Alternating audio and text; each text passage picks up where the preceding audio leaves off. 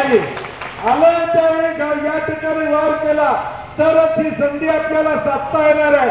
छत्रपती शिवाजी महाराजांच्या विचाराचे पायी कमी असो तर मराठ्यांना फसवणाऱ्यांना त्यांची जागा दाखवायची जबाबदारी आपल्याला 7 तारखेला घ्यावी लागेल।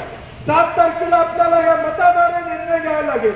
आम्ही जर बटन योग्य दाबलं नाही तर त्यांना वाटेल की आम्ही जे करतोय ते बरोबर आहे, मराठा आरक्षणामध्ये आम्ही जो काही खेळ खंडोबा केलेला आहे तो बरोबर आहे हे त्यांना वाटण्याची शक्यता नाकारता येत नाही।